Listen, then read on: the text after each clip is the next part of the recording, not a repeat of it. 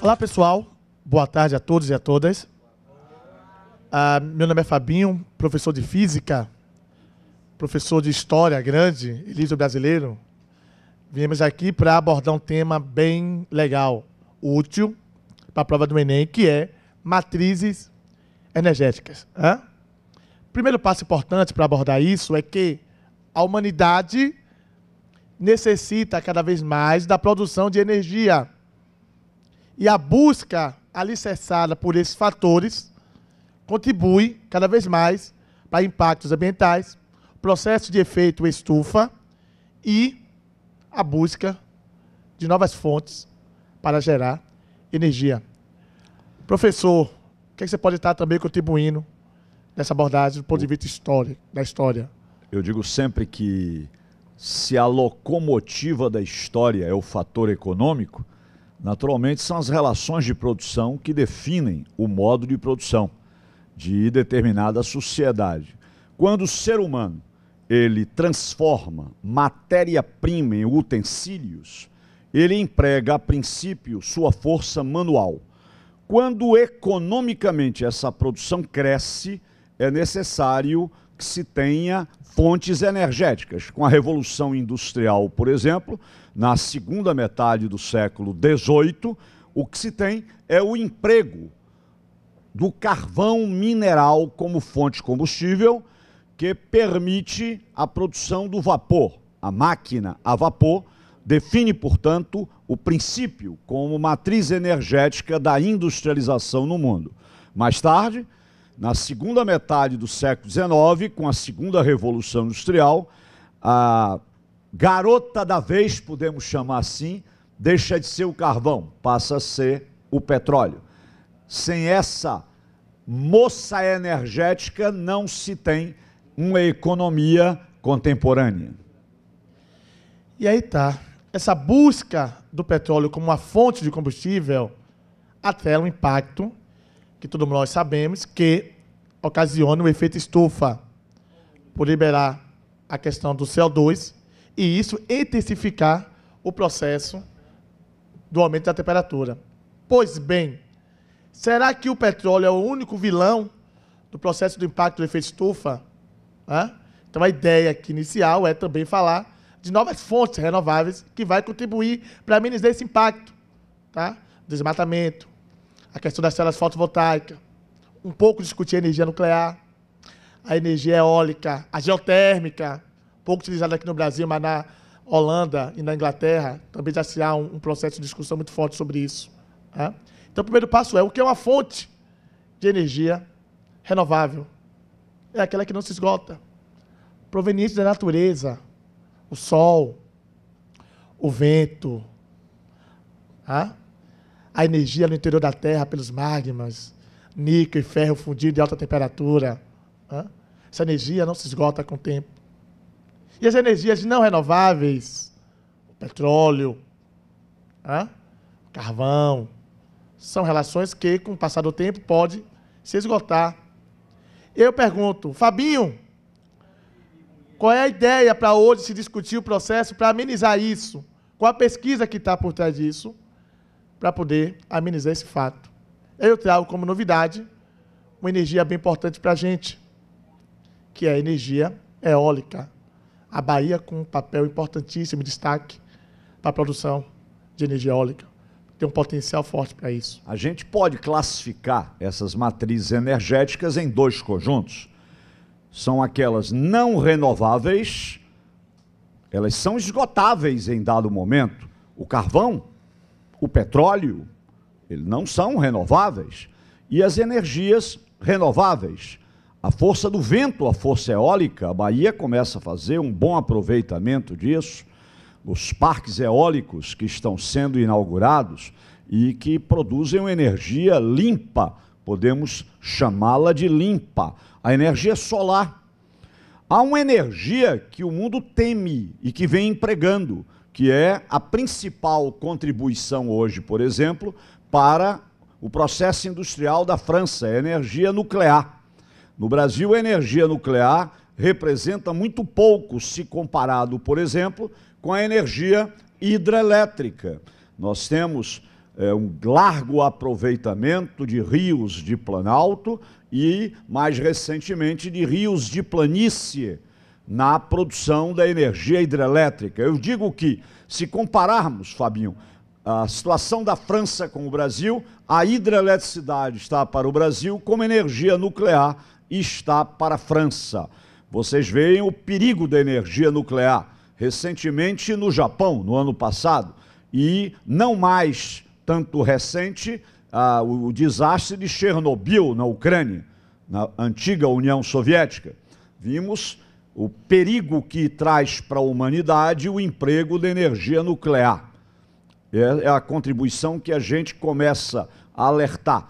Se nós não vamos ter petróleo infinitamente, se não vamos ter carvão infinitamente, também merece um certo cuidado o emprego da energia nuclear, porque pode gerar tragédias, desastres que não têm preço.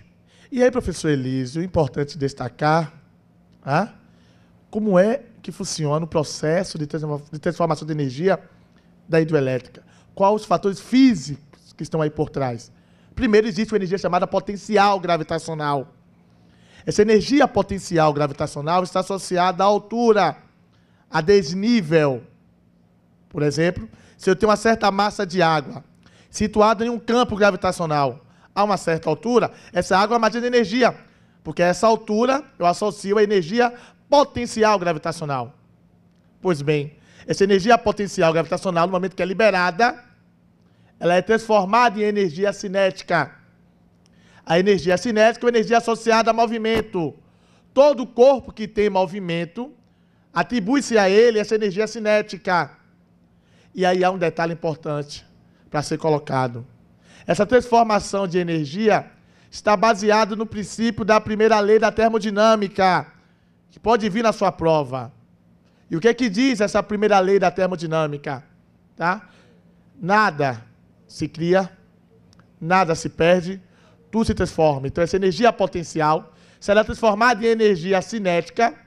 Essa energia cinética vai mover um gerador, que vai, no final, transformar isso em energia elétrica. E a grande pergunta é, essa energia produzida através da hidrelétrica pode causar algum impacto ambiental? O que é que você acha, professor? Perfeito. Agora, por exemplo, quando nós estamos tirando proveito dos rios de planície, é o caso específico de Belo Monte, olha o impacto ambiental.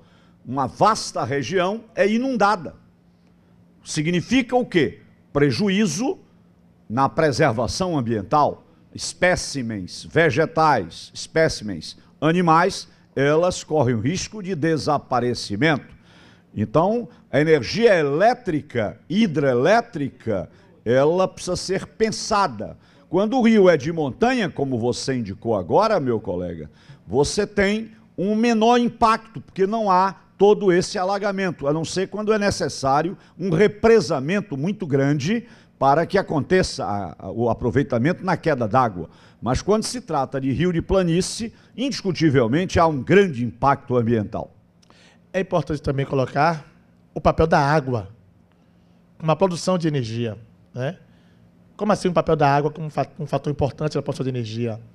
A água, por ter um alto calor específico, fique bem claro isso, o calor específico, a propriedade da água, que pode dificultar o aquecimento ou seu resfriamento. Se ela tem um calor específico muito alto, ela demora de aquecer e demora também de resfriar. É daí que vem aquela frase do dia a dia que durante o dia a água está fria, durante a noite a água está quente. Por isso que a água é usada nos automóveis com o processo de resfriamento do motor, porque o motor em alta temperatura, pelo processo de combustão, a água ela vai demorar de aquecer para dar um certo resfriamento. E aí eu posso dar uma contribuição bem legal. Cuidado com isso. Em países que não tem o processo da água, durante o dia eu tenho temperatura muito alta e durante a noite temperatura muito baixa. Hein, professor Elísio? Agora você vê, né? Como isso mexe com a geopolítica mundial por mexer com a economia mundial. Os Estados Unidos são grandes produtores de petróleo. Sua produção se faz principalmente no Texas e no Alasca. Mas os estadunidenses não querem esgotar suas reservas de petróleo. Então eles fazem questão, não importa o custo político disso, de estarem presentes no mundo arábico. Olha a presença dos Estados Unidos no Iraque, a forte presença dos Estados Unidos patrocinando Israel no Oriente Médio, com olho grande em cima do Irã. Todo aquele mundo arábico tem um grande potencial, uma grande reserva de petróleo. No caso da América do Sul, os Estados Unidos estão marcando incisivamente o governo do Hugo Chávez na Venezuela, porque a Venezuela é uma grande reserva de petróleo no mundo. Olha aí as diferentes fontes de energia disponíveis para o desenvolvimento das atividades sociais, seja na indústria, na produção de energia elétrica ou nos transportes. É necessário haver uma fonte de energia que possibilite o funcionamento das máquinas e realização dos trabalhos. Fontes de energia que nós podemos classificar como as renováveis, baratas e limpas, e as não renováveis, que se dão a partir da combustão do carvão mineral, do petróleo, não é verdade? Conforme já foi dito até agora. Então, professor Elísio, é importante colocar aqui à frente que a produção de energia renováveis, ela não causa a produção de poluentes, mas há um impacto ambiental. Podemos citar a produção da energia eólica. Você vai produzir energia através do vento, mas não vai causar poluente. Mas a região onde é instalada esses aerogeradores vai causar um impacto. Perfeito. De fato. Né? Então, você tem também o processo das células fotovoltaicas, que você tem energia solar convertida em energia elétrica. Não tem a produção de poluentes, mas há uma produção de impactos ambientais nesse processo. Tá? Então, as principais matrizes energéticas hoje, né, responsáveis para produzir energia são a energia geotérmica, tá? A gente vai explicar ela já já, a energia eólica, a maré motriz, que é a energia hídrica, juntamente com a hidroelétrica, tá? E a usina nuclear, que ela está ainda nesse meio termo, se é renováveis ou não renováveis. Tá?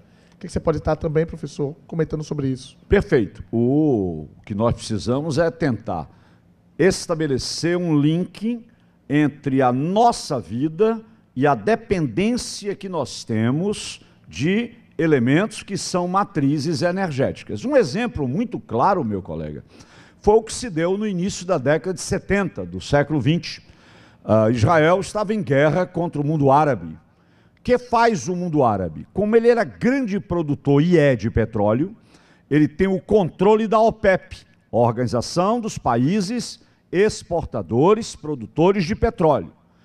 Eles, membros da OPEP, elevam o preço do barril do petróleo de 3 dólares para 10 dólares. De repente eles triplicam. Hoje, o barril de petróleo oscila em torno de 100 dólares. Mas naquele momento foi um impacto. O mundo ocidental, países como França, Alemanha, Inglaterra, o Japão no Oriente e os Estados Unidos, Canadá, Austrália, receberam um grande impacto. O Brasil, naquele momento, produzia apenas metade do petróleo de que precisava para tocar suas necessidades básicas. O Brasil viveu uma crise muito séria. Era início do governo do Geisel. Ele, no seu discurso de posse, disse: vamos passar maus momentos. Apertem os cintos. Postos de gasolina não vão funcionar fim de semana, nem à noite.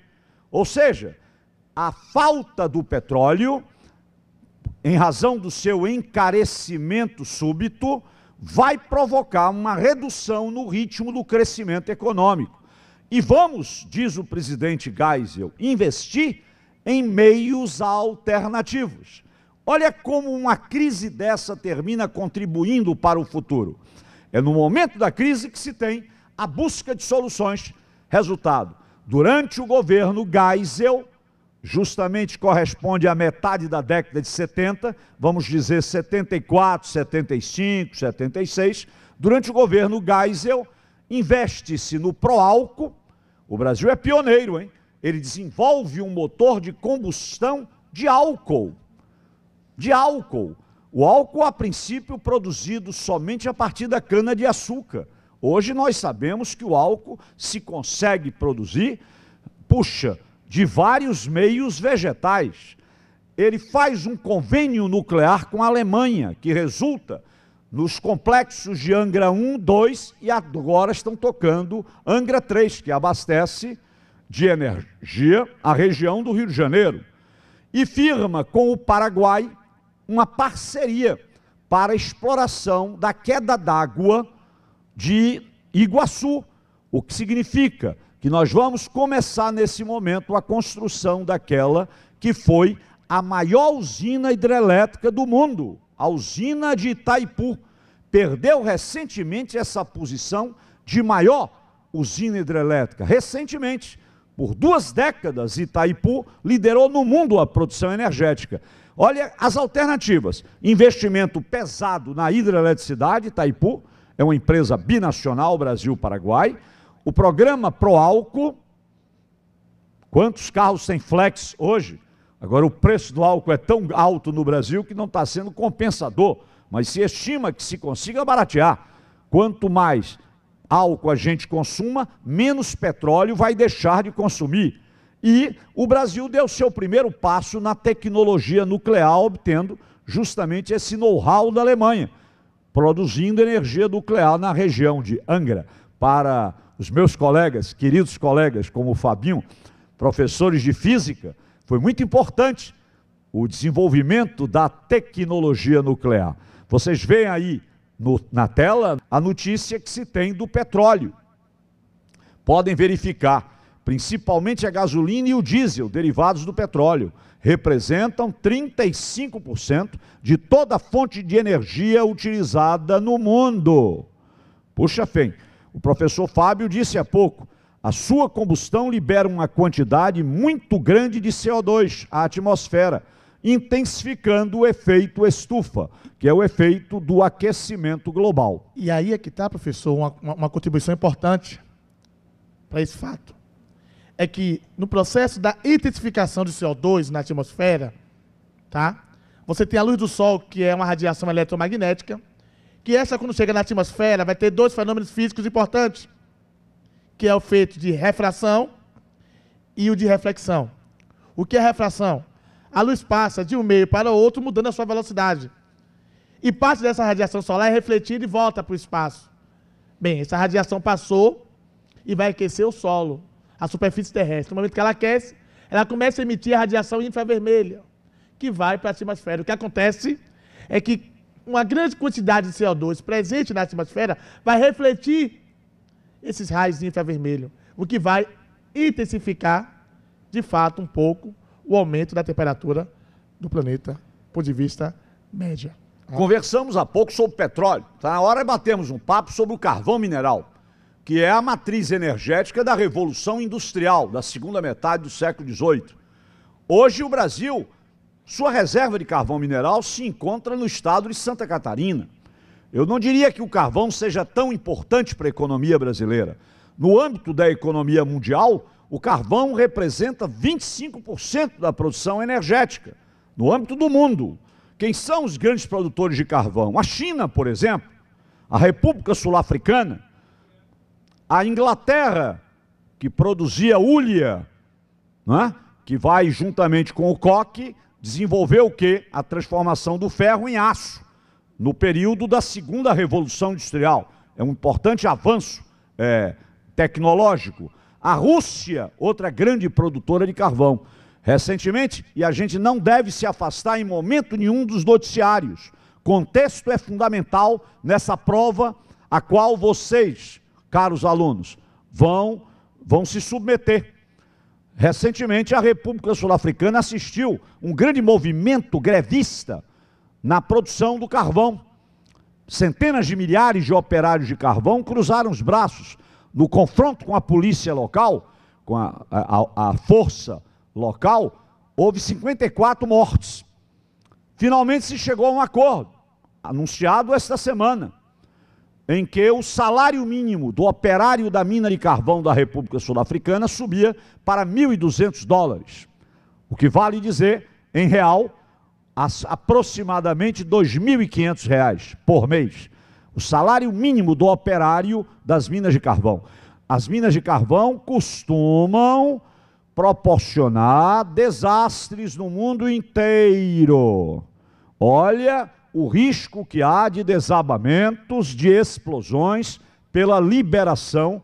Quem mais entende do que eu disso é o meu colega professor de física.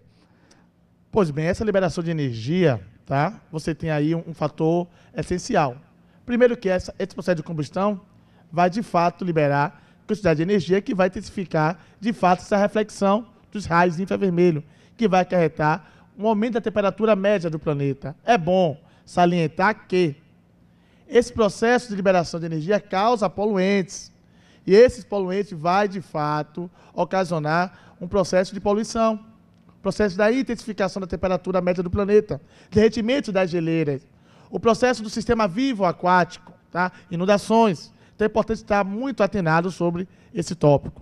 Gás natural, outra matriz não renovável.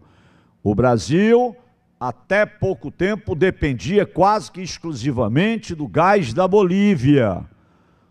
O presidente Evo Morales, ao assumir, impôs o aumento do preço do gás para consumo brasileiro.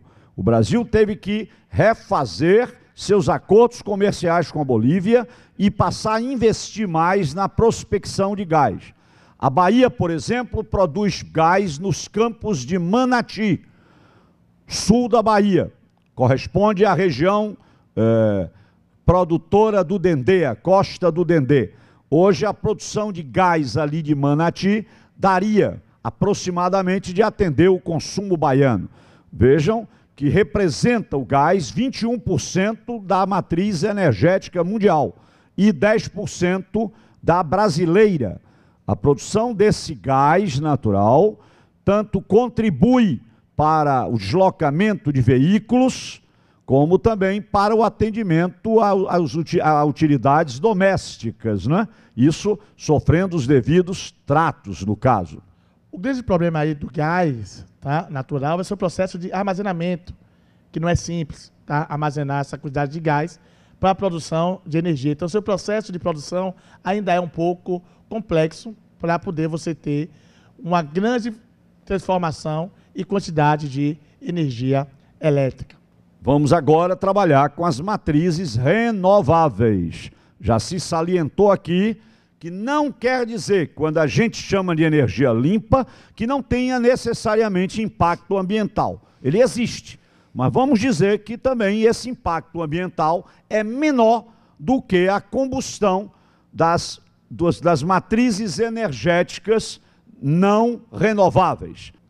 Olha o que podemos falar da energia eólica, como também já foi bastante enfatizado. É uma energia relativamente limpa, apesar de gerar um certo impacto ambiental. Olha o que se tem, é a energia produzida pelo vento, funciona mediante o processo de transformação de energia cinética das massas de ar em energia mecânica ou elétrica. O Brasil já começa a fazer um bom uso da energia eólica, que vem se destacando principalmente nos Estados Unidos, na Alemanha, na Espanha e na Índia. É bom ressaltar, Elise, que a Bahia tem um potencial de produção de energia eólica bem forte. Primeiro é entender as leis físicas que estão por trás dessa energia eólica, tá? Que vocês vão enfrentar essa maratona na prova de vocês. Primeiro que a força do vento é associada à energia cinética. Essa energia cinética vai mover geradores, que vai ocorrer a transformação de energia cinética em elétrica. É bom ressaltar que essa produção de energia está associada a uma lei física muito importante, que é a lei de Faraday-Lenz. E toda a lei de Faraday-Lenz associa-se um motor para produzir energia mecânica em energia elétrica. Então, fica ligado de que a energia eólica se baseia na lei de Faraday-Lenz, tá? Onde você tem uma transformação de energia cinética e energia elétrica através do movimento das pás. quanto mais a gente produzir energia a partir do vento, menos dependentes ficaremos do petróleo, menos estaremos gastando da nossa pureza atmosférica.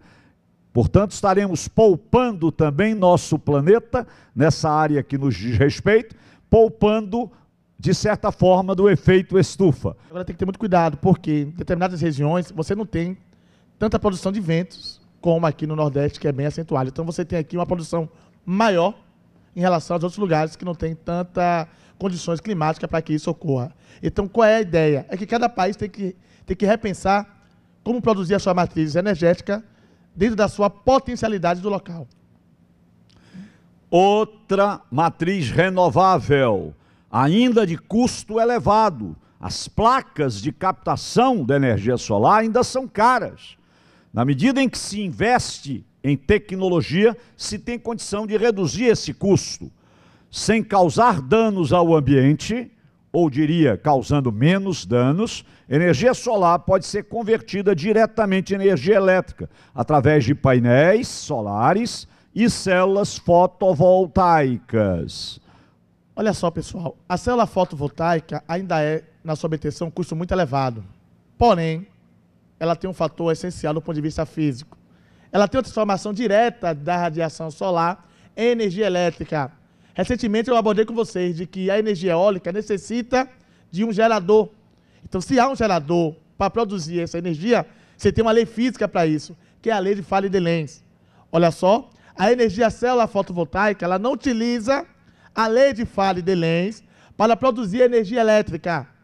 Ela tem uma transformação direta, tá, da energia solar e energia elétrica na produção de corrente, que pode ser armazenada em baterias. Interessante ressaltar que alguns helicópteros, tá, utilizam esse princípio físico durante o dia para contribuir, né, e não gastar tanto combustíveis e não causar impactos ambientais. Chegamos ao terceiro padrão de energia renovável, energia hídrica. Já comentamos, mas vamos enfatizar. Produção de energia através do movimento da massa de água de rios ou lagos. É usada sobretudo na produção de energia em hidrelétricas. Olha a importância desta matriz para o Brasil. 76, 75% do consumo de eletricidade no Brasil. Advém, portanto, do emprego hídrico. O impacto ambiental se dá, principalmente quando se tem a inundação de várias áreas, não é? Com perda de biodiversidade local. Então, professor, de fato, a energia hídrica tem um impacto ambiental. Ela causa esse impacto ambiental. Agora, o interessante é pensar que essa produção de energia se dá a partir de quê? Dois processos aí que eu vou destacar para vocês. Se eu for pensar na usina hidrelétrica, como eu já tinha falado antes, eu tenho energia potencial gravitacional, que é uma certa massa de água a uma altura. No momento que ela é liberada, há uma transformação de energia de movimento, que é a energia cinética, que vai mover o gerador, e no final do resultado eu tenho energia elétrica. Olha o gerador novamente aí. Eu tenho que ler, por favor, de Faraday de Lenz. Outro importante é a maré motriz. A maré motriz são placas colocadas sobre o oceano. Essa placa dá movimento às marés. Esse movimento gera uma onda que vai mover os geradores. Olha aí, a lei de quem, por favor? Faraday de Lenz. Então, eu posso afirmar para vocês que a energia hídrica, tá, e a energia hidrelétrica, as duas causam a produção de energia através da água, uma durante a queda e a outra durante uma onda, produção de energia elétrica através da água, tá? O Brasil tem 7.500 quilômetros de litoral, o que vale dizer que podemos também empregar a energia da maré, como já é feito na Ilha de Madeira, na região açoriana, em pleno Atlântico, área de colonização portuguesa. Veja o potencial que nosso país tem na produção da hidroeletricidade. Há cerca de 10 anos, fomos vítimas de grandes apagões, o que demonstrou para a gente que o país não estava fazendo o necessário investimento na hidroeletricidade, comprometendo, inclusive, o crescimento econômico. Se fez uma verdadeira corrida para se ter formas de tamponar de maneira emergencial a carência de energia e, simultaneamente, de grandes investimentos em novas usinas hidrelétricas.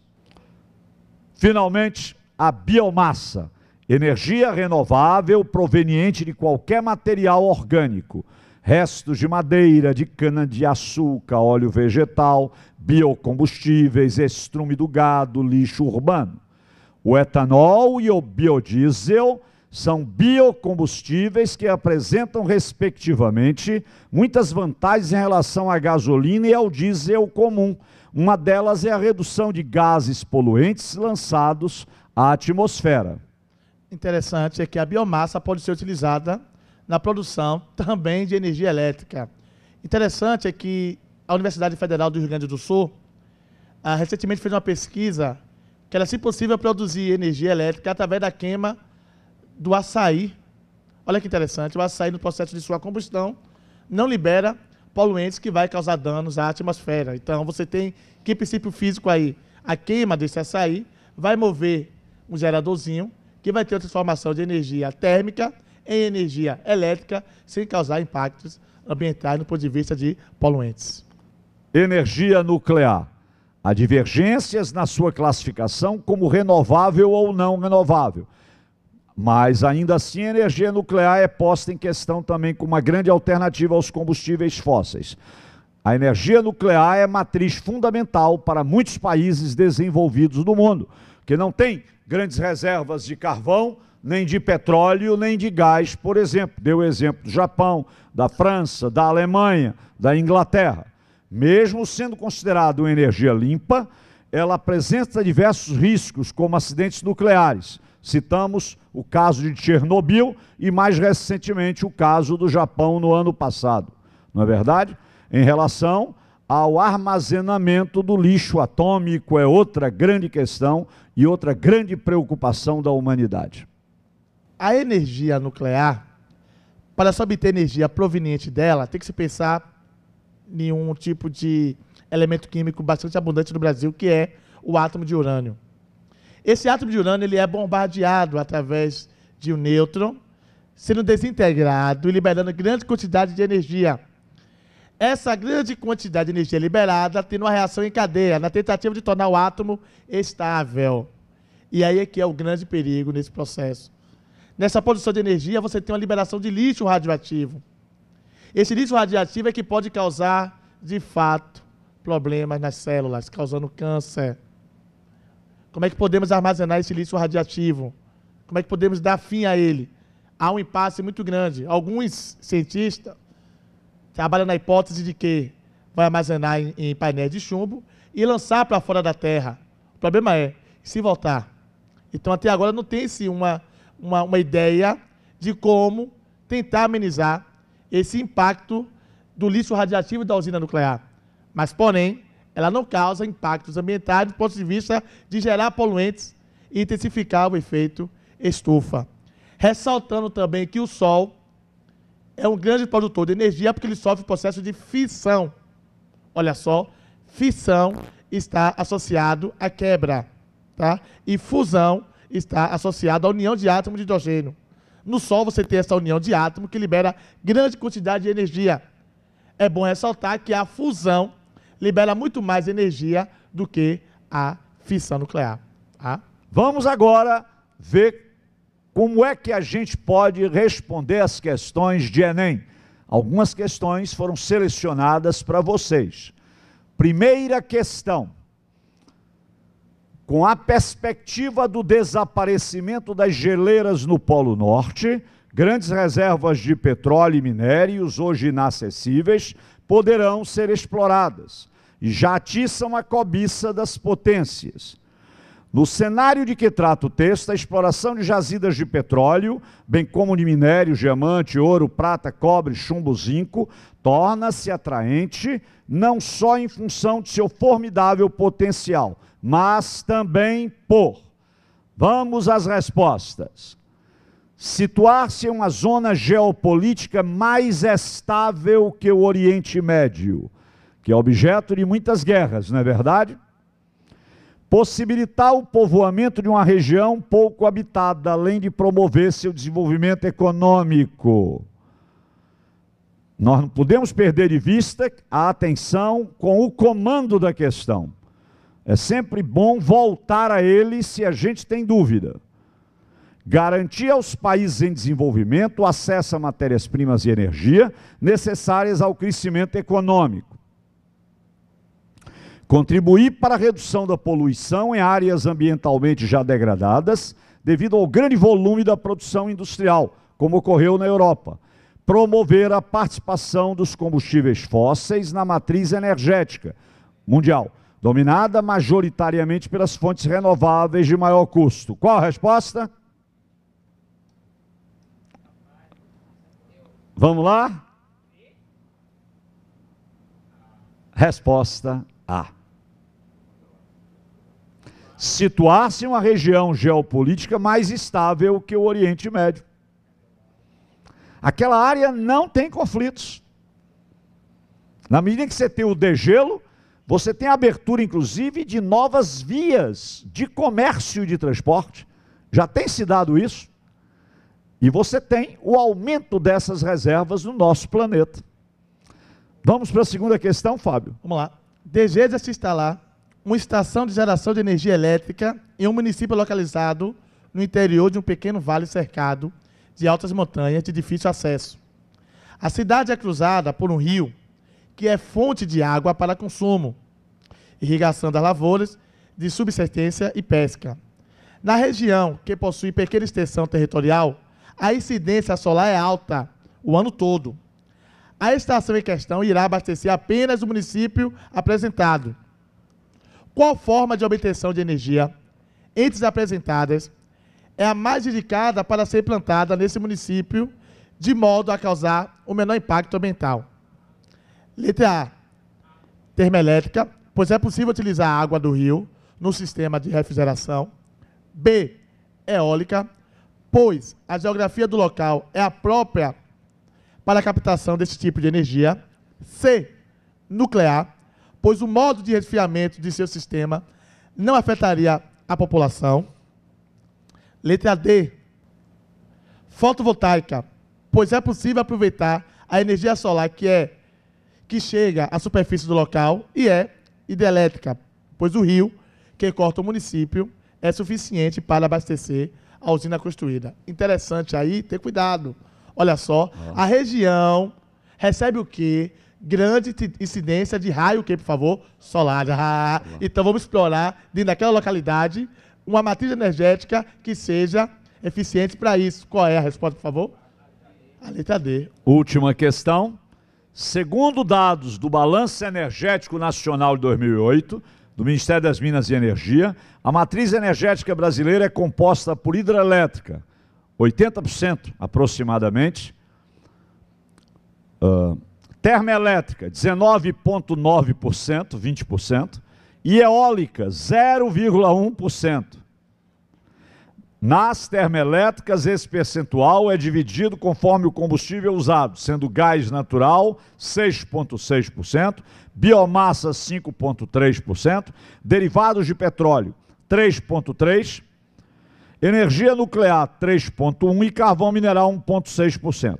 Com a geração de eletricidade da biomassa, pode-se considerar que ocorre uma compensação do carbono liberado na queima do material vegetal pela absorção desse elemento no crescimento das plantas. Entretanto, estudos indicam que as emissões de metano CH4 das hidrelétricas podem ser comparáveis às emissões de CO2 das termoelétricas. Vamos ao comando. No Brasil, em termos do impacto das fontes de energia no crescimento do efeito estufa, quanto à emissão de gases, as hidrelétricas seriam consideradas como uma fonte.